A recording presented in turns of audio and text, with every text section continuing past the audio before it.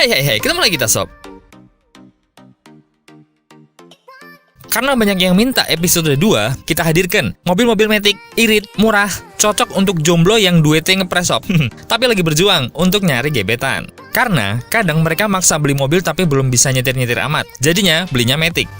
So, apa aja yang bisa dibeli dengan harga 70 jutaan? Matic, irit, bandel, cocok buat macet-macetan? Kita introin dulu sob, sikat.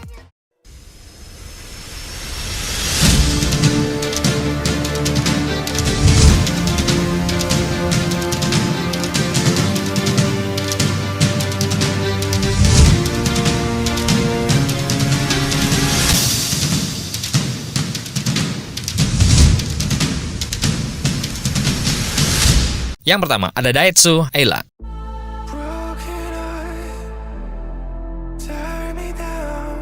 Siapa yang nggak kenal sama mobil ini sob? Orang males mikir, pengen punya mobil yang nggak rewel, jaringan bengkelnya banyak, spare partnya murah, bisa dibeliin KW. Ya ini mobilnya sob.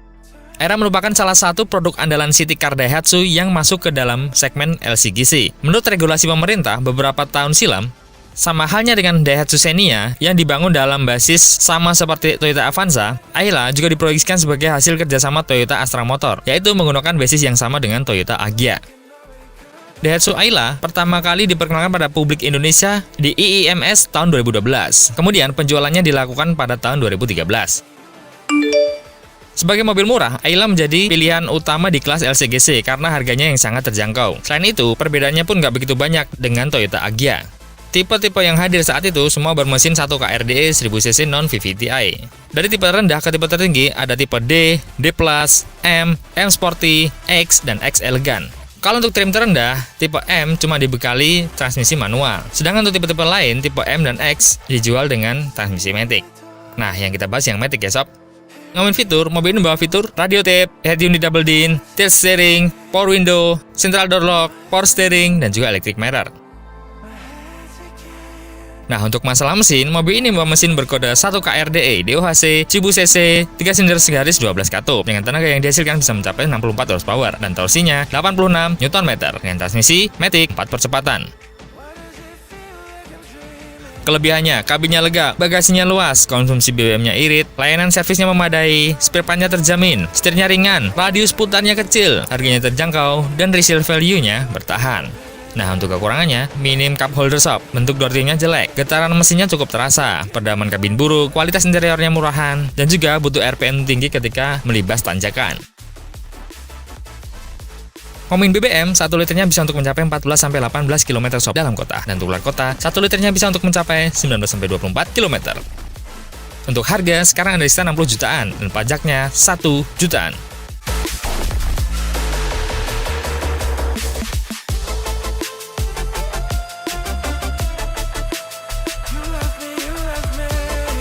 Nomor 2, ada Jazz GD3.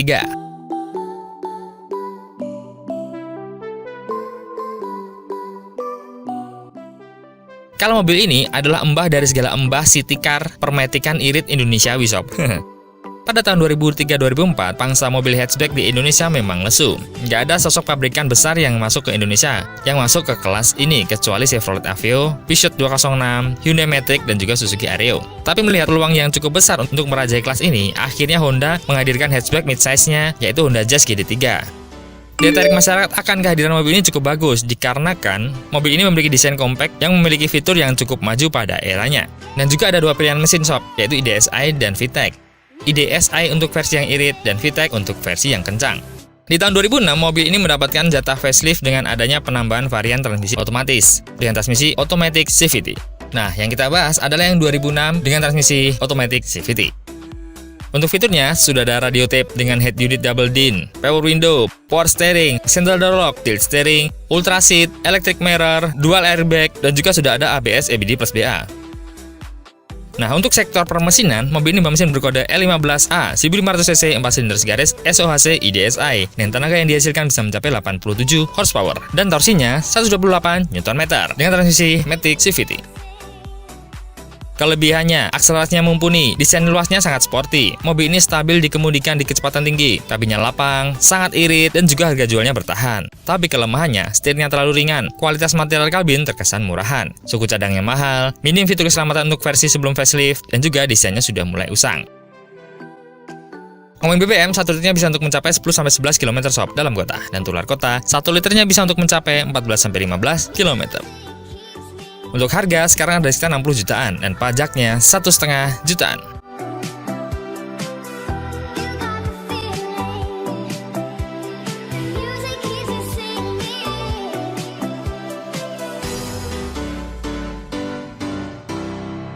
Nomor 3, ada Datsun Go Panca.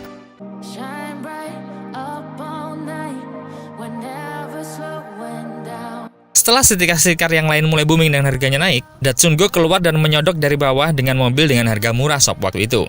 Barunya aja cuma 70 jutaan pada tahun 2014. Banyak sales yang jadi kaya raya akibat mobil murah ini, karena kebanjiran order. Indonesia adalah satu pasar mobil paling cepat berkembang, yang mayoritas utamanya adalah pembeli mobil pertama kali. Ini adalah salah satu alasan mengapa hatchback entry level atau lebih dikenal dengan sebutan mobil LCGC menjadi laku keras. Para produsen pun membanjiri segmen ini sob dengan produk andalannya. Sebut aja Agya, Ayla, Karimun, Wagon R, Honda Brio, dan tak terkecuali Datsun Go ini sob. Secara keseluruhan, mobil ini kandidat lain dari city car LCGC yang mendapat predikat fun to drive selain Honda Brio. Meskipun fitur interiornya masih kalah telak dari pabrikan lainnya, tapi kinerja mesin dan kemampuan dalam meraih kecepatan tinggi bisa diperhitungkan sob.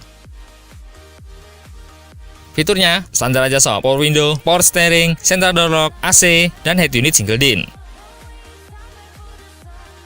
Untuk permesinannya, mobil ini membawa mesin berkode HR12DE 1200 cc 3 silinder garis 12 katup dengan tenaga yang dihasilkan bisa mencapai 66 horsepower dan torsinya 104 Nm yang transmisi matic 4 percepatan dan berpenggerak roda depan. Kelebihannya, kabinnya luas di kelasnya, bagasinya besar, ada airbag di driver, legroomnya lega, mesinnya responsif dan berkemampuan tinggi, harganya miring, dan juga pengirimannya handal. Tapi kelemahannya, tidak ada fitur keselamatan tambahan seperti ABS, EBD, dan airbag di penumpang sob. Material pelapis joknya kurang bagus, minim fitur kabin, tempat penyimpanan minim, dan kursi baris depan kayak pickup.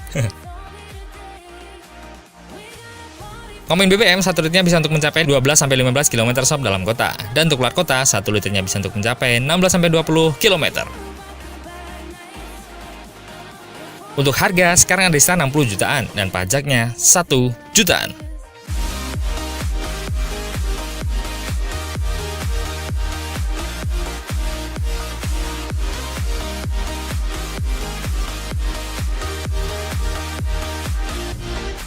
Nomor 4, the last but not least, ada Honda City GD8.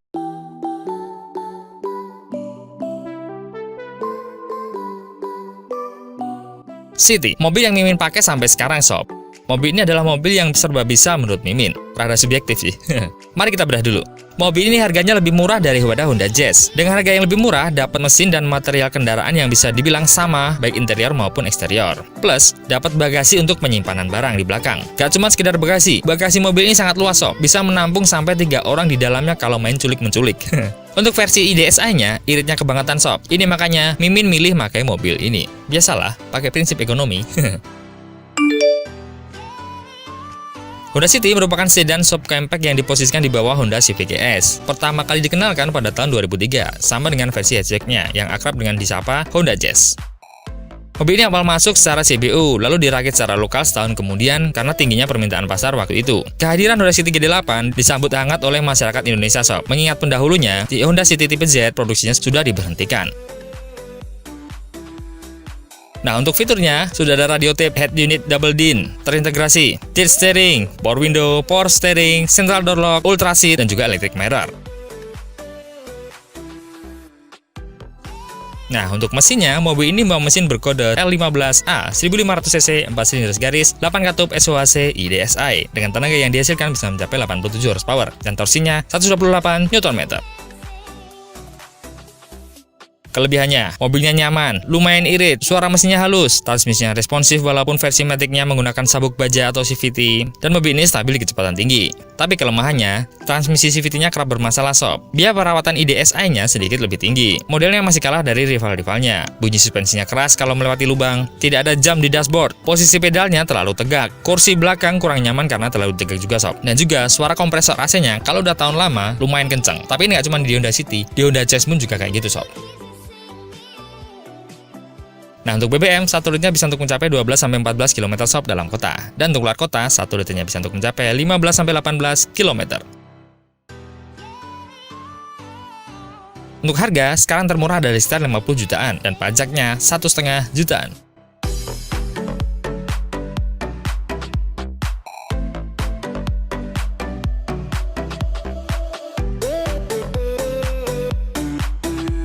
Ya sob, itulah tadi mobil-mobil Matic, irit, murah, cocok buat para jomblo.